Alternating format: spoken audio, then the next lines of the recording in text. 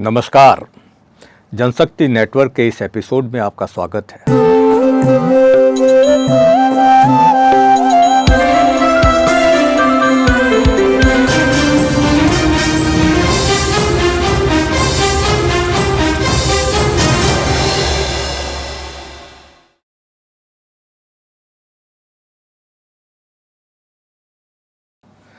क्या भारतीय जनता पार्टी चुनाव आयोग का इस्तेमाल करके चुपके से राष्ट्रीय नागरिक रजिस्टर यानी एनआरसी लागू करना चाहती है? क्या चुनाव आयोग एक संवैधानिक संस्था होने के बावजूद जरूरत से ज़्यादा सक्रियता दिखा रहा है? क्या भाजपा अपने विरोधी वोटों को कम करने के लिए गैर लोकतांत्रिक तरीके अपना रही है? देश में इस तरह के सवाल और आरोप तेजी से बढ़ रहे हैं।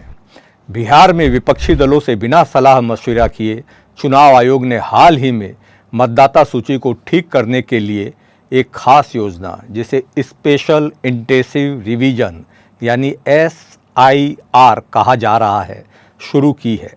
केंद्रीय सरकार की इस जल्दबाजी ने पूरे देश में विवाद की आंधी उठा दी है। बिहार विधानसभा का कार्यकाल 22 नवंबर को खत्म होने वाला है। इससे पहले ही 24 जून को भारत के चुनाव आयोग ने मतदाता सूची को ठीक करने के लिए खास नोटिस जारी की।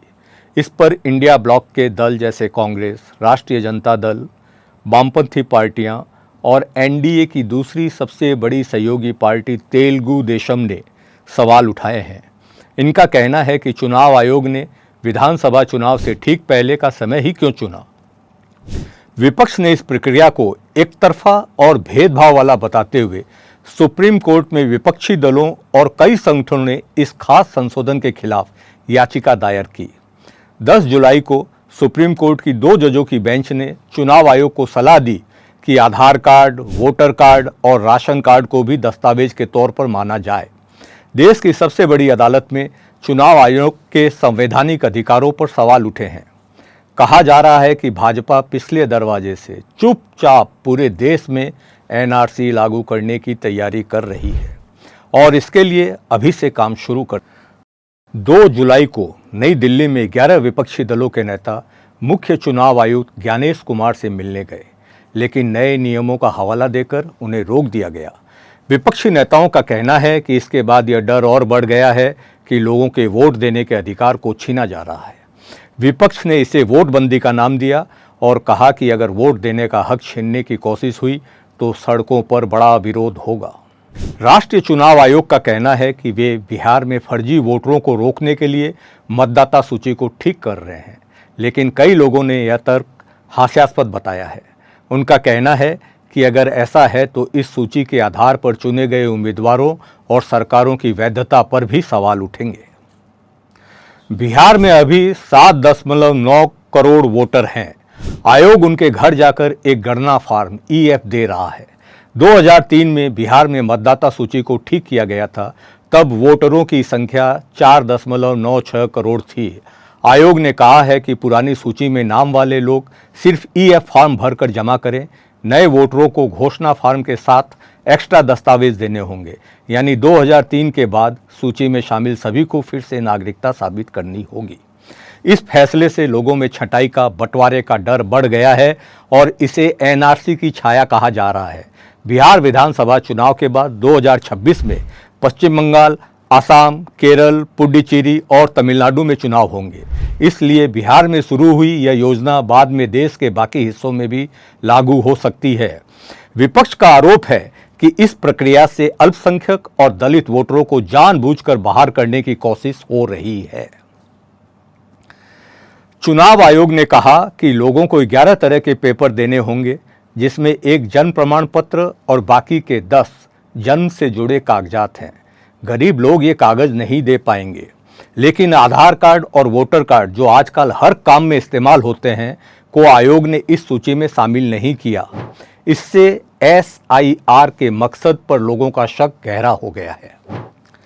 10 जुलाई को सुप्रीम कोर्ट के जज सुधांशु धूलिया और जयमाल्य बागची की बेंच ने कहा कि आयोग ने 11 दस्तावेजों का जिक्र किया है, लेकिन यह पर्याप्त नहीं है।